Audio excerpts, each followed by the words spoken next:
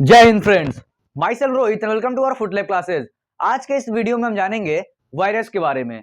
जो वायरस एक काफी डेंजरस और खतरनाक ऑर्गेनिज्म है।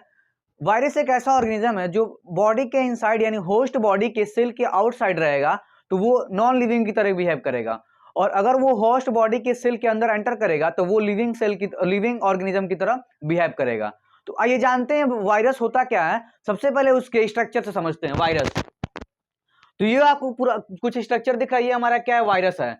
इसमें से ये जो वायरस आपको दिख रहा है ये कुछ बेसिक स्ट्रक्चर वायरस का है, जिसमें से आप देख रहे हैं यहाँ पे क्या इसका है, एक एनविलप है। एनविलप जो किसका बना हुआ है, फॉस्फोलिपिड प्लस प्रोटीन। यानी जो यहाँ पे जो ये जो एनविलप दिख रहा है, एनविलप मतलब होता है मेम्ब्रेन, आउटर मेम्ब्रेन। तो जो आउटर मेम्ब्रेन है वो फॉस्फोलिपिड प्लस प्रोटीन से मिलकर के बना हुआ है। उसके बाद से बात करें हम लोग वायरस के ऊपर, इस मेम्ब्रेन के ऊपर तो कुछ आपको प्रोटीन दिख रहे हैं। एक ब्लैक कलर में दिख रहा है और एक रेड कलर में दिख रहा है। ब्लैक वाला जो कलर दिख रहा है इसको हम लोग बोलते हैं मेम्ब्रेन प्रोटीन, और जो रेड वाला दिख रहा है उसको हम लोग क्या बोलते हैं, ग्लाइकोप्रोटीन बोलते हैं। अब उसके बाद उसके थोड़ा अंदर चलेंगे हम लोग, तो यहाँ पे आपको ग्रीन कलर का जो पोर्शन दिख रहा है, ये पूरा ग्रीन वाला पोर्शन मिला करके, सारे पोर्शन को मिला करके हम लोग बोलते हैं कैप्सिड बोलते हैं। ये वो क्या होता है, कैप्सिड। और कैप्सिड किससे बना हुआ है, तो कैप्सिड एक स्मॉलर यूनिट से मिल करके बना हुआ है, जिसको हम लोग क्या बोलते हैं, कैप्सोमियर बोलते हैं। इस कैप्सिड जो कैप्सोमियर से मिलकर के कैप्सिड बना हुआ है, उसके अंदर हमारा क्या होता है, वायरस का जीनोम होता है। यानी जीनोम न्यूक्लिक एसिड, यानी वायरल न्यूक्लिक एसिड होता है। उस न्यूक्लिक एसिड के ऊपर आपको एक प्रोटीन मिलता है, जिसको हम लोग क्या बोलते हैं, न्यूक्लियो प्रोटीन बोलते हैं। तो ये कुछ बेसिक स्ट्रक्चर जो है वायरस का है। और वायरस के बेसिक स्ट्रक्चर को आप समझ गए हम लोग। अब इसके सारे जो पार्ट्स है उसके थोड़ा काम के बारे में समझते हैं क्या होता है। तो ये जो एनविलप है यानी जो मेम्ब्रेन है, ये वायरस को क्या करता है, बाहर के होस्ट के अटैक से क्या करता है, बचाता है। किससे, होस्ट के अटैक से। उसके बाद से बात करें हम लोग, इस वायरस के ऊपर जो प्रोटीन आपको दिख रहा है, एक मेम्ब्रेन प्रोटीन और एक ग्लाइकोप्रोटीन। तो मेम्ब्रेन प्रोटीन का काम अलग होता है, लेकिन जो ग्लाइकोप्रोटीन आपको दिख रहा है, ये रेड वाला, ये जो ग्लाइकोप्रोटीन होता है, ये एक स्पाइक की तरह काम करता है। यानी ये कैसे काम करता है, ग्लाइकोप्रोटीन एक स्पाइक, ये एक स्पाइक की तरह काम करता है। स्पाइक का मतलब क्या होता है, इसी के हेल्प से, जैसे मान के चलिए यहाँ पे कोई होस्ट है, कोई ऑर्गेनिज्म है जिसके ऊपर वायरस अटैक कर रहा है, तो वायरस का ये जो स्पाइक वाला प्रोटीन है, जिसको हम लोग ग्लाइकोप्रोटीन बोल रहे हैं, इसी के हेल्प से क्या होता है, वो उसके बॉडी के साथ कांटेक्ट बनाता है, यानी अटैच होता है। ये कुछ स्पाइक हो गया जो किसका बना हुआ है, ग्लाइकोप्रोटीन। उसके बाद से बात करें हम लोग कैप्सिड का, जो कैप्सोमियर से मिलकर बना हुआ है। तो कैप्सिड क्या करता है, इस वायरस के जेनेटिक मटेरियल को प्रोटेक्ट करता है, यानी वायरस के जेनेटिक मटेरियल को डिस्ट्रॉय होने से बचाता है। उसके बाद से देखिए यहां पे क्या है, हमारा न्यूक्लियो प्रोटीन। जो वायरस के जेनेटिक मटेरियल के ऊपर प्रोटीन मिलता है उसको क्या बोलते हैं हम लोग, न्यूक्लियो प्रोटीन बोलते हैं।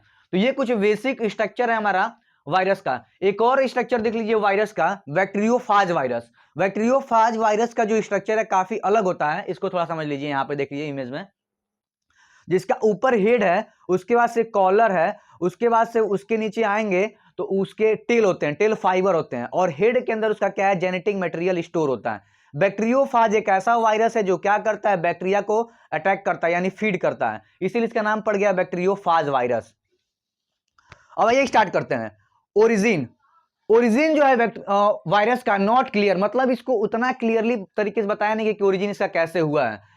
तो ओरिजिन में आपको देखेंगे इसका उतना क्लियर नहीं है। बताया जाता है, कुछ साइंटिस्ट का मानना है कि ये प्लाज्मिड से बना हुआ है, और कुछ का मानना है कि बैक्टीरिया का इवॉल्व होकर के बना हुआ है। तो आइए समझते हैं प्लाज्मिड क्या होता है। जैसे यहाँ पे कुछ बैक्टीरियाज होती हैं, तो बैक्टीरियाज के अंदर कुछ जेनेटिक मटेरियल यहाँ पे होता है, और इस जेनेटिक मटेरियल के अलावा एक मटेरियल होता है जिसको हम लोग बोलते हैं प्लाज्मिड। ये सपोज करिए ये बैक्टीरिया है, तो ये उसका क्या है, हमारा मेन, ये उसका मेन जेनेटिक मटेरियल है, और ये इसका क्या है, प्लाज्मिड है। ये इसका क्या है, प्लाज्मिड। प्लाज्मिड क्या होता है, एक्स्ट्रा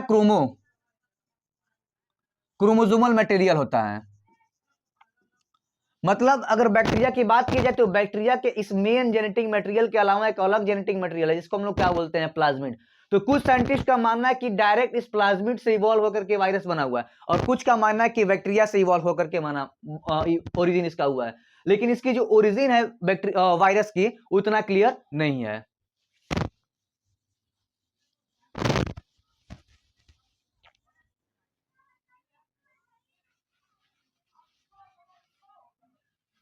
अब आ गया ये डिस्कवरी। इसकी डिस्कवरी जो है फर्स्ट टाइम जो वायरस है, फर्स्ट वायरस जिसको हम बोलते हैं tobacco mosaic virus, TMV। Tobacco mosaic एक ऐसा वायरस है जो टोबैको प्लांट को अटैक करता है, यानी उसको क्या करता है, वो डिस्ट्रॉय करता है। तो टोबैको मोज़ेक वायरस जो हमारा है फर्स्ट वायरस है, किसने डिस्कवर किया है, बाय दिमित्री इवानस्काय 1892 में। यानी दिमित्री इवानस्काय ने 1892 में टोबैको मोज़ेक वायरस की डिस्कवरी की थी। उन्होंने देखा था कि टोबैको प्लांट जो है वो डिस्ट्रॉय हो रहा है, यानी उसकी इन्फेक्शन हो रहा है, किसके वजह से, तो कुछ कुछ पार्टिकल्स हैं जो बैक्टीरिया से भी छोटे हैं और वो क्या कर रहे हैं, उसको इन्फेक्ट कर रहे हैं। तो उसका नाम उन्होंने क्या रख दिया, टोबैको मोज़ेक वायरस, जिसको हम लोग शॉर्ट फॉर्म में TMV भी बोलते हैं। ये हमारा फर्स्ट वायरस है। अगर बात की जाए लार्जेस्ट वायरस की, तो लार्जेस्ट जो वायरस है उसका नाम है पॉक्स वायरस, जो 220 टू 450 नैनोमीटर तक का होता है। यानी जो पोक्स वायरस है वो सबसे लार्जेस्ट वायरस है, जिसका अगर डायमीटर की बात किया जाए, तो अगर इस तरीके का बनाया जाए फिगर उसका, तो उसका डायमीटर निकाला जाए तो उसका 220 से लेकर के 450 नैनोमीटर का डायमीटर होता है। उसका से बात करें स्मॉलेस्ट वायरस की, तो स्मॉलेस्ट जो वायरस है वो हमारा है पैरवो वायरस, जो हमारा अप्रोक्सीमेटली जो है इसका डायमीटर निकाला जाएगा तो 20 नैनोमीटर का ये होता है। अब देखिए जो वायरस है, जो यहाँ पे इसका जीनोम है, जेनेटिक मटेरियल है, वो क्या होता है, या तो डबल स्ट्रैंडेड डीएनए होता है, डीएनए का बना होता है, या तो सिंगल स्ट्रैंडेड आरएनए या डबल स्ट्रैंडेड आरएनए होता है। यानी जो जीनोम है इसका क्या होगा, या तो डबल स्ट्रैंडेड, ऐसे ये वाला स्ट्रैंड जो है ये हमारा क्या है, डबल स्ट्रैंडेड डीएनए का बना होता है उसका जीन, या तो क्या होता है, डबल स्ट्रैंडेड आरएनए होता है, या तो सिंगल स्ट्रैंडेड आरएनए होता है। यानी जो वायरस है उसके अंदर डबल स्ट्रैंडेड डीएनए भी जेनेटिक मटेरियल हो सकता है, या अगर वो नहीं होगा तो सिंगल स्ट्रैंडेड आरएनए होगा, या तो डबल स्ट्रैंडेड आरएनए होगा। एक चीज और, जो वायरस होते हैं उस वायरस के अंदर केवल एक ही जेनेटिक मटेरियल होता है, या तो डीएनए होगा या तो क्या होगा, हमारा आरएनए होगा। दोनों चीजें एक साथ एग्जिस्ट नहीं करती हैं, तो इसीलिए कुछ वायरसेस के अंदर डीएनए होता है जेनेटिक मटेरियल, कुछ के अंदर आरएनए होता है। और आरएनए होगा तो डबल स्टैंडर्ड कुछ में हो सकता है, और कुछ क्या हो सकता है, सिंगल स्टैंडर्ड आरएनए का बना हो सकता है उनका genome.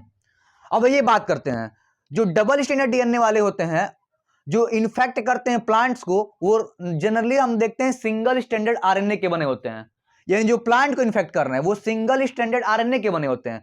But in case of animal वो हमारा डबल स्टैंडर्ड डीएनए भी हो सकता है, सिंगल स्टैंडर्ड आरएनए भी हो सकता है, और डबल स्टैंडर्ड आरएनए भी हो सकता है। यानी जो वायरस इन्फेक्ट करता है प्लांट्स को, वो जनरली सिंगल स्टैंडर्ड आरएनए का बना होता है। जो वायरस इन्फेक्ट करता है एनिमल्स को, वो सिंगल स्टैंडर्ड आरएनए का भी हो सकता है, डबल स्टैंडर्ड आरएनए का भी हो सकता है, उसके साथ साथ वो डबल स्टैंडर्ड आरएनए का भी हो सकता है, और डीएनए भी डबल स्टैंडर्ड हो सकता है। तो ये कुछ बेसिक नॉलेज या कंसेप्ट थे हमारे वायरस से रिलेटेड। अब आइए जानते हैं वायरस कैसे अपना लाइफ प्रोसेस को आगे बढ़ाता है, कैसे वो इन्फेक्ट करता है, कैसे वो डिजीज कॉज करता है। तो वायरस को हम पहले क्लियर कर चुके हैं कि वायरस एक ऐसा ऑर्गेनिज्म है जो अगर आउटसाइड, मान के चलिए होस्ट का मतलब होता है जिसके अंदर वो जा रहा है, जिस सेल के अंदर एंटर कर रहा है उसको हम लोग होस्ट सेल मानेंगे। तो होस्ट के अगर आउटसाइड रहेगा, ये अगर उसके आउटसाइड रहेगा तो ये नॉन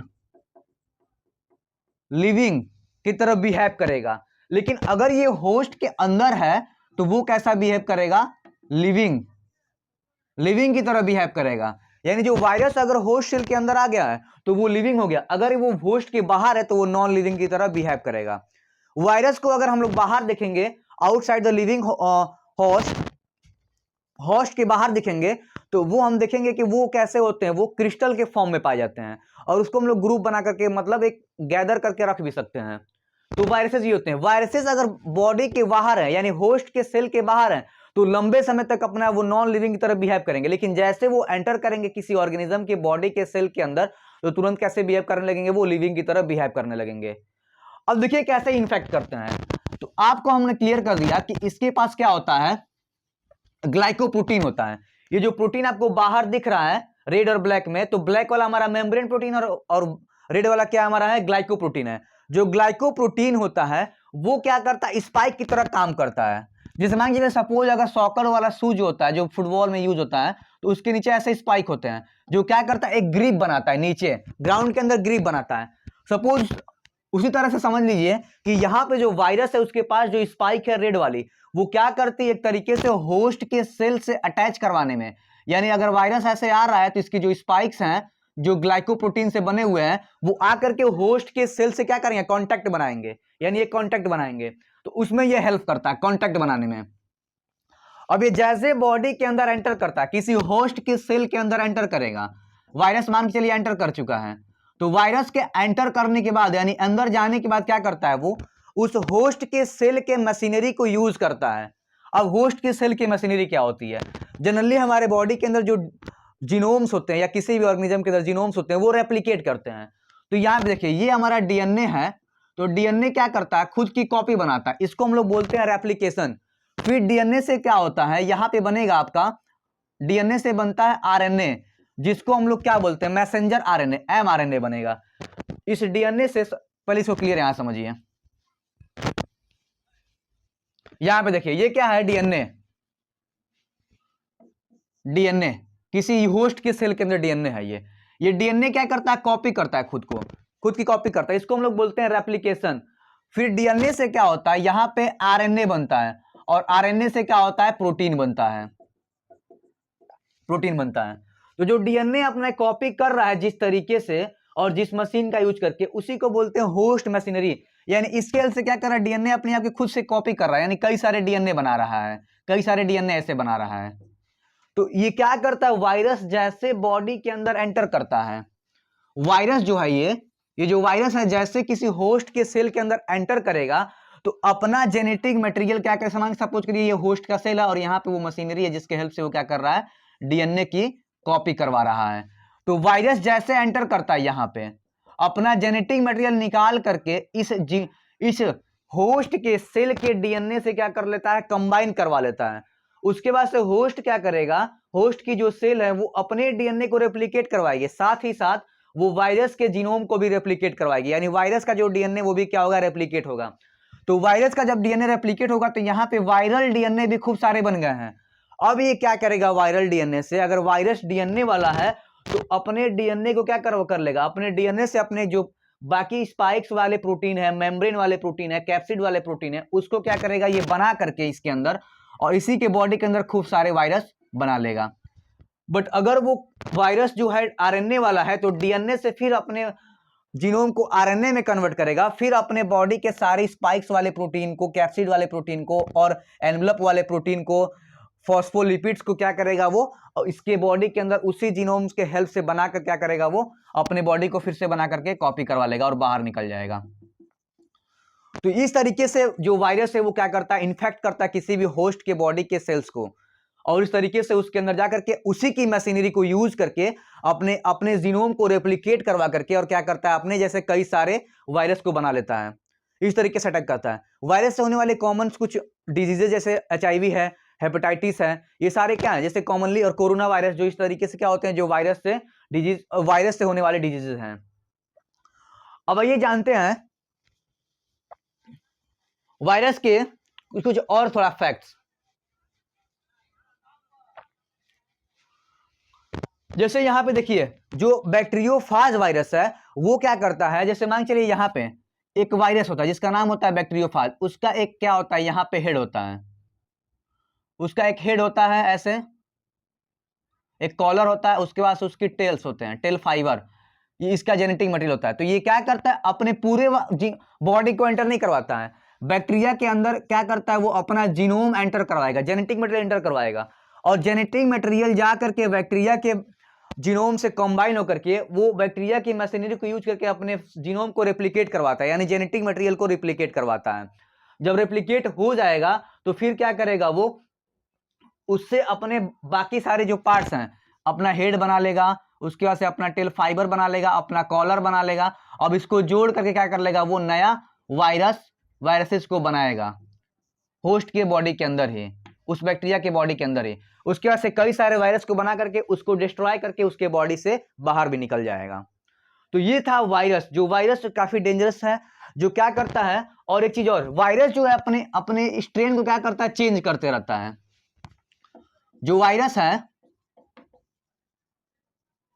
चेंजेस देयर स्ट्रेन, वो अपने स्ट्रेन को क्या करता है, चेंज करता है। स्ट्रेन का मतलब क्या है, मतलब ये वायरस जो इतनी तेजी से रेप्लिकेट करते हैं, अपने अपने अपने जीनोम को रेप्लिकेट करवाते हैं उसकी मशीनरी को यूज करके, कि इतनी तेजी से रेप्लिकेट करवाने के बाद उनमें क्या होता है, उस तेजी से रेप्लिकेट करवाने की वजह से उनमें बहुत सारे म्यूटेशन होते हैं, उनके डीएनए में क्या होती है, गड़बड़ी होती है।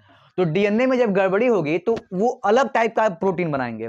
ध्यान समझिए यहाँ पे जब उनके डीएनए में, जीनोम में गड़बड़ी आ गया तो जीन से ही प्रोटीन बनता है, जो डीएनए उससे आरएनए बनता है, आरएनए से क्या बनता है, प्रोटीन बनता है। तो जब डीएनए डिफरेंट है तो उससे क्या होगा, आरएनए भी डिफरेंट बनेगा और आरएनए से फिर डिफरेंट टाइप का प्रोटीन भी बनेगा। तो जब वो प्रोटीन डिफरेंट होगा तो उसकी स्पाइक वाले प्रोटीन क्या होंगे, डिफरेंट हो जाएंगे। तो जब स्पाइक वाले प्रोटीन डिफरेंट हो जाएंगे तो वायरस क्या हो जाएगा, डिफरेंट हो जाएगा। इसीलिए क्या होता है, हमेशा उसके स्ट्रेन चेंज होते रहते हैं, वायरसेस के स्ट्रेन हमेशा क्या होते हैं, चेंज होते हैं। क्यों चेंज होते हैं, क्योंकि वो इतनी तेजी से अपने जीनोम को रेप्लिकेट करवाते हैं, उस टाइम पे उनके डीएनए में म्यूटेशन यानी गड़बड़ी होता है। उस गड़बड़ी की वजह से उनका जो प्रोटीन बनता है वो डिफरेंट टाइप का बनता है। तो उनकी स्पाइक वाली प्रोटीन डिफरेंट हो जाएगी तो वो वायरस भी क्या हो जाएंगे, डिफरेंट हो जाएंगे। हमारी जो बॉडी होती है, इम्यून सिस्टम होता है, उस वायरस के स्पाइक वाले प्रोटीन यानी ग्लाइको जो प्रोटीन है या अदर प्रोटीन जो है स्पाइक वाले, उन्हीं को रीड करके उनके अगेंस्ट एंटीबॉडी बनाता है। अब केस देखिए, एचआईवी वायरस का क्यों वहां पे वैक्सीन नहीं बन पाता है, क्योंकि उसकी जो स्पाइक है वो क्या करता है, वायरस जैसे बॉडी के अंदर एंटर करता है किसी ऑर्गेनिज्म के, अपने स्पाइक को क्या करता है, वो गिरा देता है, जिसकी वजह से जो इम्यून सिस्टम है वो उसके स्पाइक को रीड नहीं कर पाती है और उसके अगेंस्ट एंटीबॉडी नहीं बना पाती है। इसी वजह से उसका वैक्सीन भी नहीं बन पाता है। तो जनरली जो हमारी बॉडी है वो वायरस के स्पाइक वाले प्रोटीन है, जो ग्लाइकोप्रोटीन है, उसी को रीड करके उसके अगेंस्ट एंटीबॉडी बनाती है। तो ये था वायरस। आई होप ये वायरस से रिलेटेड लेक्चर आपको समझ में आया होगा, और अगर ये लेक्चर आपको समझ में आया होगा तो प्लीज इसको लाइक, सब्सक्राइब और शेयर जरूर करें। Thank you. जय हिंद।